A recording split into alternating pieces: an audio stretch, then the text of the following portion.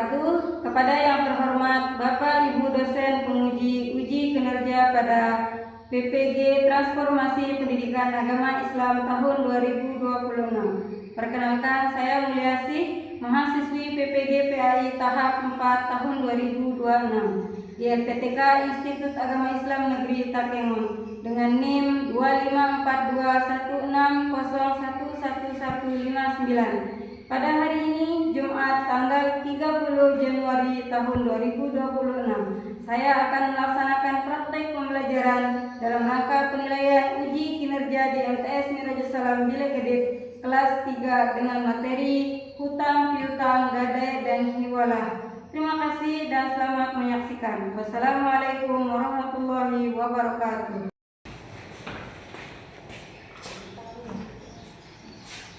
Assalamualaikum warahmatullahi wabarakatuh. Waalaikumsalam warahmatullahi wabarakatuh. Bagaimana kabar kalian hari ini, anak-anak? Alhamdulillah, luar biasa, sukses mulia, Allahu Akbar. Alhamdulillah, senang mendengarnya kalian dalam keadaan sehat walafiat. Untuk mendapatkan keberkahan ilmu dari Allah Subhanahu wa taala, mari sebelum belajar kita membaca doa bersama-sama. Silakan Ketua Kelas Sofiana pimpin doa. Sebelum kita mulai belajar, mari kita berdoa bersama. Berdoa mulai. Bismillahirrahmanirrahim. Allahumma akrimna bisur'atil fahmi wal hifzi hatta nafhama wa nahfadha kullu ma sami'na wa basarna wa qara'na minal Qur'ani wal kitabi. Allahumma inna nas'aluka fahman nabiyyina wa hifdzal mursalin wal mu'minina muqarrabin. Allahumma aghnina bil ilmi wa zayyina bil ilmi wa akrimna bit taqwa wa jammilna bil afiyah. Rabbi shrah li sadri wa yassir li amri wahlul 'uqdatam min lisani yafqahu qawli. Rabbi zidni ilman nafi'an warzuqni fahman wasi'an. Rabbana atina fid dunya hasanatan wa fil akhirati hasanatan wa qina adzabannar. Amin ya rabbal alamin. Kita membaca Al-Quran Surah Al-Ikhlas sama-sama.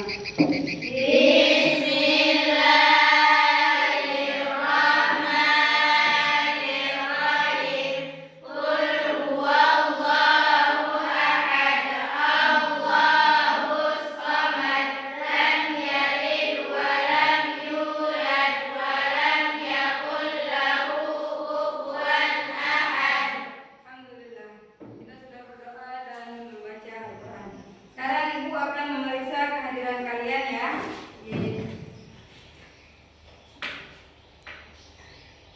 Nur Lailatul Azizah, Hadirah, Salsabila, hadirah, Saufiana, hadirah, Hesti Haroh, hadirah, Cahyani, hadirah, Indriana, hadirah, Baik Silvi, hadirah. Alhamdulillah hadir semua ya. Alhamdulillah. Alhamdulillah. Itu adalah salah satu kenikmatan dari Allah yang wajib kita syukuri. Mungkin orang lain sekarang sedang terbaring sakit di rumah sakit, sedangkan kita masih bisa masuk sekolah dalam keadaan sehat walafiat. Baik, selanjutnya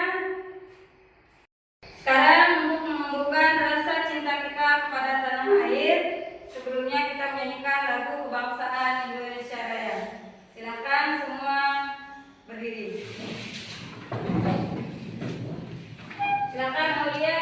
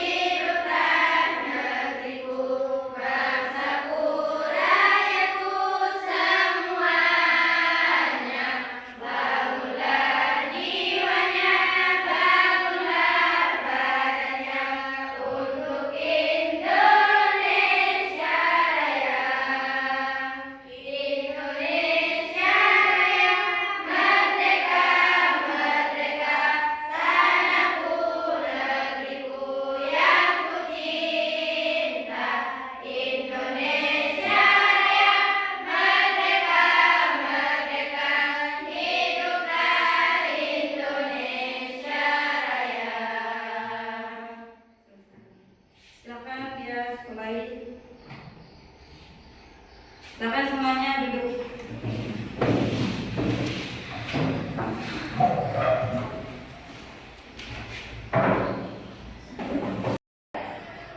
Baik, sesuai kesepakatan kita kemarin, kesepakatan belajar, sebelum kita mulai belajar, cek dulu kerapian dan kebersihannya.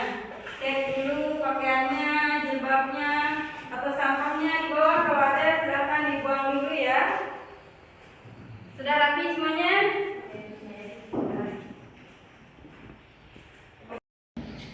Sekarang Ibu akan memberikan motivasi kepada kalian semua. Orang yang berilmu itu derajatnya sangat tinggi di hadapan Allah Subhanahu wa taala. Jadi kalian harus semangat dalam menuntut ilmu. Yang terpenting adalah ilmu agama karena akan dibawa sampai akhirat. Sekarang Ibu ingin bertanya, apakah kalian sudah siap belajar hari ini? Siap. Oke. Ibu juga ingin mengingatkan kesepakatan kelas yang telah kita buat. Kita harus bersungguh-sungguh ketika melakukan belajar di dalam kelas. Barang siapa yang tidak bersungguh-sungguh maka akan mendapatkan sanksi. Baik, sebelum kita mulai pelajaran, kita stretching dulu ya. Ya, coba tepuk 1, tepuk 2, tepuk 3, tepuk 4, tepuk 5, tepuk 5 2 kali. Oke, tepuk. Fokus. Melihat, mendengar, mengingat, fokus. Oke. Baik, sekarang apakah kalian masih ingat materi sebelumnya? Ada yang masih ingat? Apa? Ya, jual Beli. Apa pengertian jual beli? Proses tukar-tukar barang dengan barang atau barang yang dilakukan dengan kerelaan yang berpihak. Ya. Ada yang tahu dalil jual beli? Apa dalilnya? Sifat. Dalil jual beli.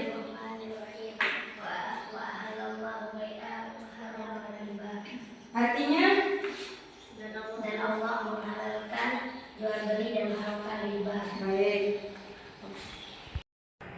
Jadi di sini Ibu akan menyampaikan tujuan pembelajaran kita hari ini adalah yang pertama, peserta didik mampu menganalisis ketentuan, adab, dan hikmah daripada hutang piutang. Yang kedua, mampu menganalisis ketentuan, adab, dan hikmah hutang piutang. Ketiga, mampu menyajikan praktek hutang piutang yang sesuai dengan ketentuan fikih.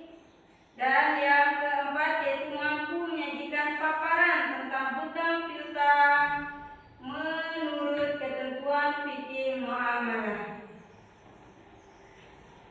Pertanyaan pemantik yang mungkin kalian bisa menjawabnya, misal, jika kita ingin sesuatu bagaimana cara mendapatkannya?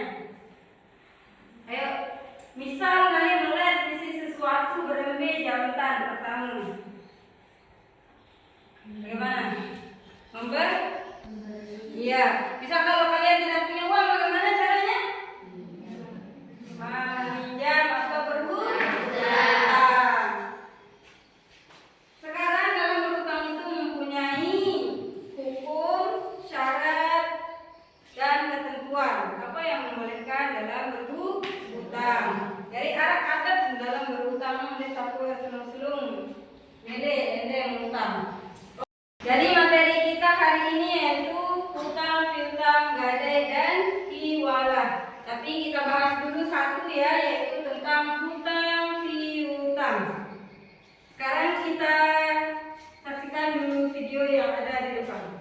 Nanti setelah disaksikan, tugas kalian adalah mencatat atau merangkum apa pengertian daripada hutang piutang, hikmah hutang piutang, dalil yang membolehkan hutang piutang, kemudian syarat dan ketentuan dalam hutang piutang. Sekarang saksikan dulu videonya, kemudian nanti dicatat ya. Disimak baik-baik.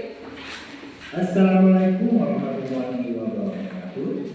Jumpa lagi dalam video pembelajaran kali ini dalam materi fikih kelas 9. Sahabat belajar, tentu kalian pernah melihat berita seperti ini.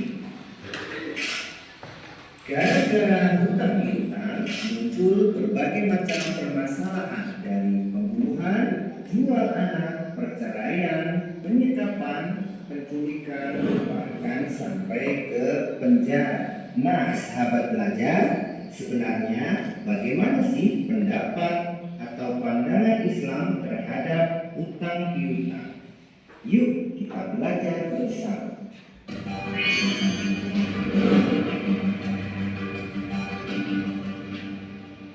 Sahabat belajar, hutang piutang tidak selalu berakhir dengan permasalahannya, karena sejatinya dalam Islam, hutang piutang itu terdapat nilai sosial yang sangat agung, dan orang yang memberi hutang pahalanya akan mengalir setiap hari sampai batas temponya.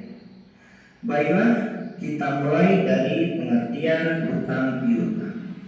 Di dalam pandangan Islam, hutang piutang atau biasa dikenal dengan istilah al-qard, maknanya adalah al-qadbu secara bahasa, yang berarti memotong atau memutus, karena merupakan potongan dari harta orang yang memberikan hutang. Sedangkan secara terminologis atau secara istilah, makna al-qard ialah menyerahkan harta atau uang sebagai bentuk kasih sayang kepada siapa saja yang akan memanfaatkannya, dan dia akan mengembalikannya pada suatu saat sesuai dengan padanannya.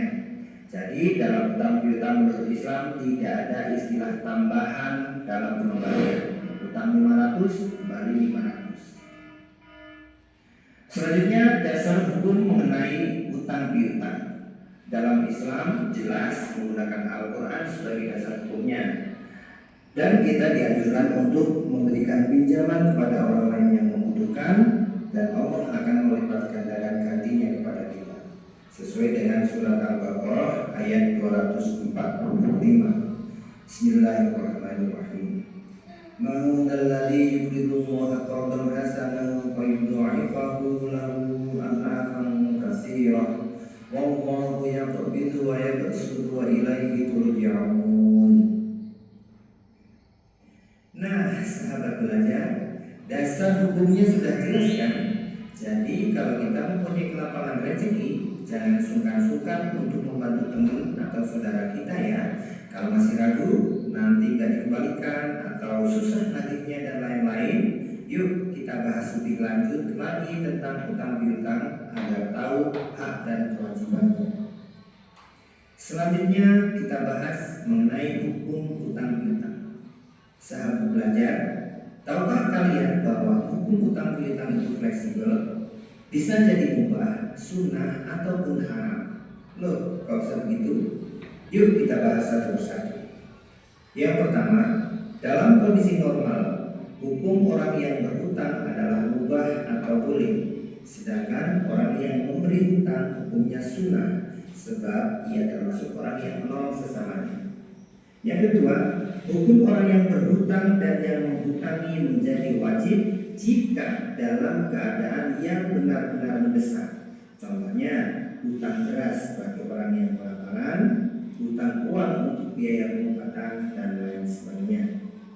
Dan yang ketiga, hukum hutang menjadi haram jika memberikan hutang untuk hal-hal yang dilarang agama, seperti untuk membeli minuman keras, berjudi, berzina, atau yang lainnya. Jadi sahabat belajar, sebelum kita melakukan kegiatan hutang piutang, kita harus tahu dulu alasannya ya, agar kita tidak salah dalam melakukan praktek hutang piutang. Kita lanjut. Apa saja yang menjadi syarat dan rukun hutang piutang yang sesuai syariat Islam? Ini ada beberapa syaratnya. 1. Harta yang dihutangkan jelas dan harta yang halal. Ini jelas harus halal, tidak boleh haram. Yang kedua, pemberi pinjaman tidak dibolehkan mengungkit masalah hutang dan tidak menyakiti perasaan pihak yang meminjam. Jadi tidak boleh, kemarin masih hutang lagi, ini belum dibayar, dan lain sebagainya. Yang ketiga, peminjam niatnya adalah untuk mencukupi keperluannya dan mendapatkan ridho Allah dengan mempergunakan yang dihutangkan secara benar. Oke, di jalan yang benar. Yang keempat, harta yang dihutangkan tidak membuat atau memberi kelebihan pada pihak yang menghutangkan. Ini dalam hal pengembaliannya. Jadi kalau utangnya 100.000, nanti dikembalikannya tetap 100.000, tidak memberikan kelebihan. Nah, sahabat belajar, ini yang paling penting dalam hutang piutang, agar dengan sahabat, teman, saudara ataupun tetangga kita tetap rukun tanpa ada masalah apapun ya, yaitu ada hutang piutang. Dalam video ini akan saya sampaikan beberapa poin saja. Silahkan di pause videonya agar mendapatkan poin-poin yang lain. Yang pertama, adabnya ada 1. Ada perjanjian tertulis dan saksi yang dapat dipercaya. Nah, ini agar tidak terjadi perselisihan nantinya di belakangnya, ditulis. Yang kedua, pihak pemberi hutang tidak mendapat keuntungan apapun dari apa yang dihutangkan. Ini sudah jelas, kalau ada kelebihan nanti jadinya riba. 3. Berhutang hanya dalam keadaan terdesak atau darurat. Jelas. Yang keempat, jika ada keterlambatan pelunasan, segera beritahukan ke pihak yang berhutang dengan baik. Jadi ngomong dengan baik-baik kalau misalkan belum bisa membayar hutang sesuai dengan batas temponya. Ini juga diperuntukkan agar tidak terjadi perselisihan. Itu ya. Yang terakhir, hikmah hutang piutang. Apa sih hikmah hutang piutang? Ada 2. Yang pertama, hikmah bagi orang yang berpiutang antara lain: 1. Menambah rasa syukur pada Allah Subhanahu wa Ta'ala atas kelapangan rezeki tentunya. Yang kedua, menambah rasa peduli dan empati pada sesama. Yang ketiga, menumbuhkan rasa solidaritas. Yang keempat, mempererat tali silaturahmi. Dan yang kelima, menambah pahala karena sebagai ladang ibadah. Ada yang bisa menambahkan hikmah bagi orang yang berhutang? Silahkan tulis di kolom komentar. Kemudian yang kedua, hikmah bagi yang berhutang. Apa nih hikmahnya bagi orang yang berhutang? Antara lain, 1. Menguji kesabaran dan keimanan, karena kita dalam keadaan kekurangan tentunya. Yang kedua, dapat membantu terpenuhinya kebutuhan hidupnya. Setelah berhutang dengan teman atau saudara, akhirnya kebutuhan kita bisa terpenuhi. Yang ketiga, kesulitan hidup menjadi berkurang. Yang keempat, bisa untuk membuka lapangan usaha dari modal uang hasil yang berhutang tadi. Ini digunakan dengan sebaik-baiknya biar tidak berhutang, terus hanya digunakan untuk modal usaha. Ada yang bisa menambahkan lagi? Apa hikmah bagi orang yang berhutang? Silahkan bisa tulis di kolom komentar.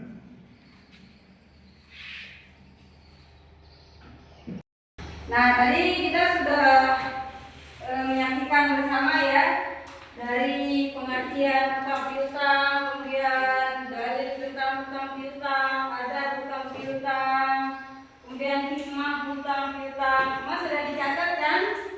Nah, karena sekarang metode belajar kita adalah PBL, saya akan mengelompokkan kalian, kemudian akan saya berikan LKPD. Nanti di sini didiskusikan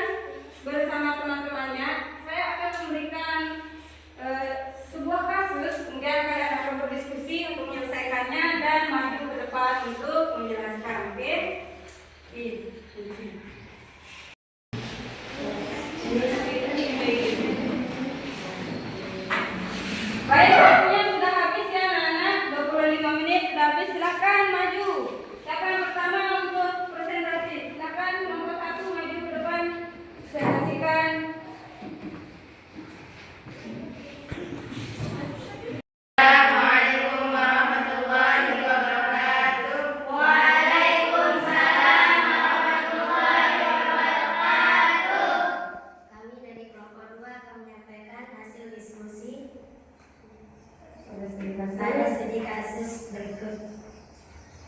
Adab dalam hutang piutang. Rizky meminjam uang kepada Ahmad untuk modal usaha kecil. Usaha tersebut belum berjalan sesuai harapan sehingga Rizky belum mampu melunasi hutangnya tepat waktu. Ahmad mulai merasa khawatir karena belum ada kabar dari Rizky. Sementara keduanya masih sering bertemu dalam kegiatan masyarakat. Pertanyaan yang pertama. Pertanyaan pertama, sebagai Ahmad memberi hutang, bagaimana cara mengingatkan hutang tanpa menimbulkan rasa malu atau merusak hubungan persahabatan? Nah, gimana? Ahmad sebaiknya mengingatkan hutang dengan cara yang bijak, santun, dan menjaga kehormatan Rizky. Ia dapat mengajak Rizky berbicara secara pribadi, tidak di depan orang lain, serta memulai pembicaraan dengan menanyakan kabar dan perkembangan usahanya. Ahmad hendaknya menyampaikan keinginan dengan bahasa yang lembut tanpa nada menunduk atau menekan, serta membuka ruang musyawarah agar hubungan persahabatan tetap terjaga dan tidak menimbulkan rasa malu. Baik, berarti di kampus apa saling tuduh-tuduhan ya, harus ada nyambung. Kemudian pertanyaan kedua.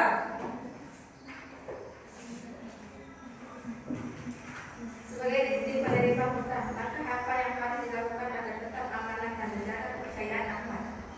Rizky harus bersikap amanah, jujur, dan bertanggung jawab dengan segera menghubungi Ahmad untuk menjelaskan kondisi usahanya yang belum berhasil. Ia perlu menyampaikan permohonan maaf atas keterlambatan pembayaran dan menunjukkan itikat baik untuk melunasi hutang, misalnya dengan menawarkan pembayaran secara bertahap atau menentukan waktu pelunasan realistis. Dengan menjaga komunikasi dan kesungguhan usaha, Rizky dapat mempertahankan kepercayaan Ahmad. Kasih apa? Kasih B, kasih O, kasih B. Wow, mantap. Selanjutnya kelompok 3, kelompok cilik-cilik. Ayo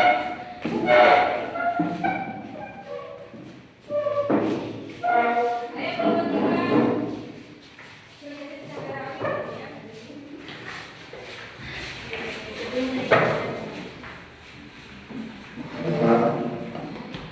Assalamualaikum warahmatullahi wabarakatuh. Waalaikumsalam warahmatullahi wabarakatuh. Kami dari kelompok 3 akan menyampaikan hasil diskusi pada studi pada studi kasus Ya, apa studi kasusnya tadi coba? Adab dalam hutang piutang.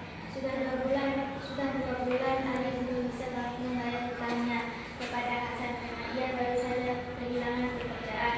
Hasan sangat membutuhkan uang itu kembali. Suatu hari Hasan bertemu Ali di masjid. Sebagai Hasan memberi hutang, bagaimana cara menagih yang baik dan tetap menunjukkan rasa cinta pada persaudaraan? Ya, bagaimana?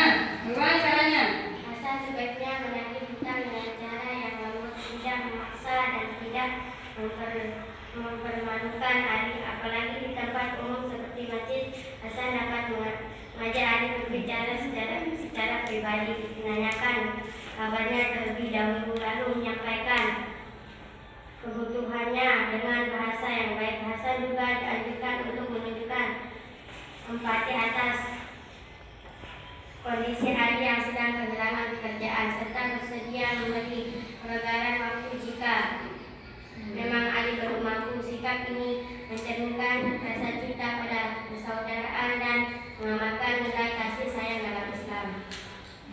Terus? Sebagai ahli penerima hutang, sikap jujur dan bertanggung jawab seperti apa yang harus dia tunjukkan kepada Hasan? Ali harus bersikap jujur, terbuka, dan bertanggung jawab dengan menjelaskan kondisi sebenarnya kepada Hasan tanpa menghindari. Ali perlu menyampaikan niat baik untuk melunasi hutang serta berusaha mencari solusi seperti meminta waktu tambahan atau menawarkan pembayaran secara bertahap. Selain itu, Ali juga hendaknya menunjukkan kesungguhan dengan terus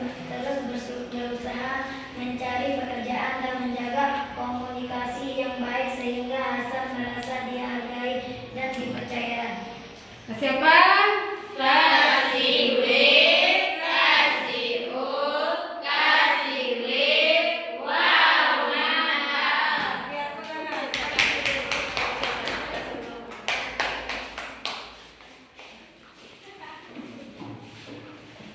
Jadi tadi kita sudah belajar tentang masalah utang piutang. Dalam utang piutang itu mempunyai rukun dan syarat. Rukunnya adalah adanya orang yang berhutang, ada ijab dan qabul. Kemudian ada barang yang dihutangkan. Kemudian yang ketiga apa? Ada orang yang berhutang. Oke.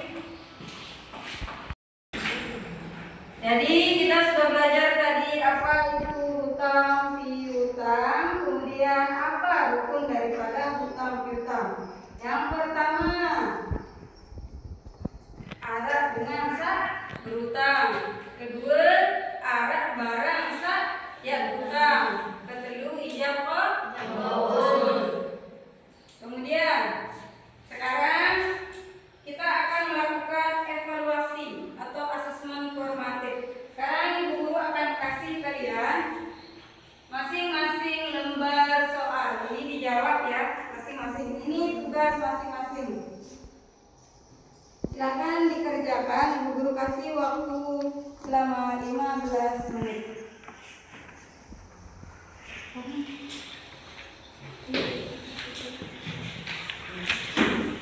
Ini untuk mengenai kemampuan kalian, apakah kalian sudah paham apa itu komputer?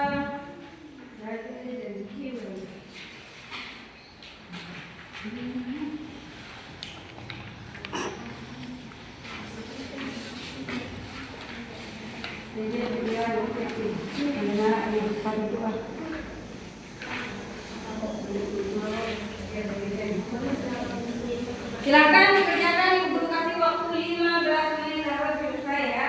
Nanti dikumpulkan. Buat kerjaan.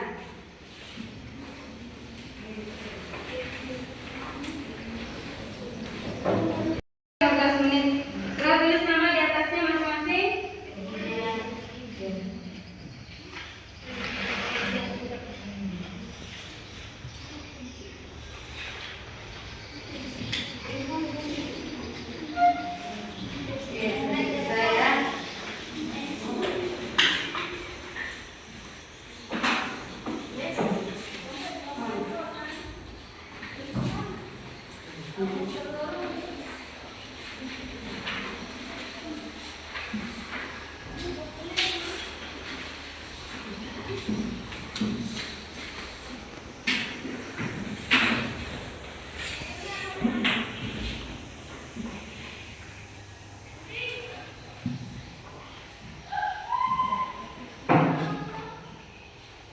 Setelah Ibu Guru cek, ternyata semua nilainya berada di atas rata-rata KKM. Jadi berarti kalian sudah paham ya apa itu hutang piutang, apa bagaimana adab dalam berhutang piutang. Jadi itulah pembelajaran kita hari ini. Bagaimana, menyenangkan? Jadi kesimpulan dari pembelajaran hari ini adalah hutang piutang dalam Islam itu merupakan bentuk tolong-menolong yang dibolehkan selama dilakukan sesuai dengan syariat Islam, yang dilandasi dengan kejujuran, amanah, dan tanggung jawab. Jadi ketika kita diberikan kepercayaan oleh orang lain, maka kita harus menjaga kepercayaan orang lain itu. Ketika kita sudah membuat perjanjian bahwa kita akan membayar hutang pada hari ini, maka jika ditemukan studi kasus seperti tadi, mungkin karena orang tuanya sakit, kemudian dia belum bisa membayar hutang pada hari itu, kita harus menyampaikan kepada yang memberi hutang bahwa hari ini kita tidak bisa memberikan atau membayar hutang tepat waktu. Jadi harus ada keterbukaan antara pemberi hutang dan yang berhutang agar tidak terjadi kesalahpahaman atau putusnya silaturahmi. Kedua, agar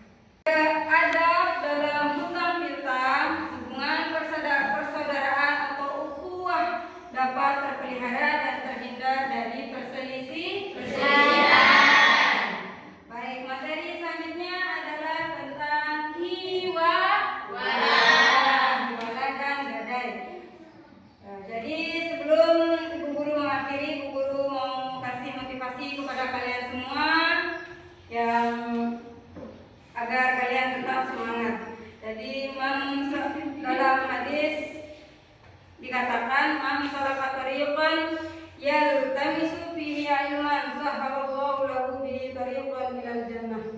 Barang siapa yang menempuh jalan untuk mencari ilmu, maka Allah akan mudahkan baginya menuju surga.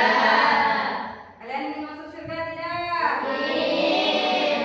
Jadi salah satu caranya adalah kalian harus gemar mencari ilmu. Senang dalam mencari ilmu, terutama ilmu agama. Karena ketika kita ibadah, kita akan menggunakan ilmu agama. Baik.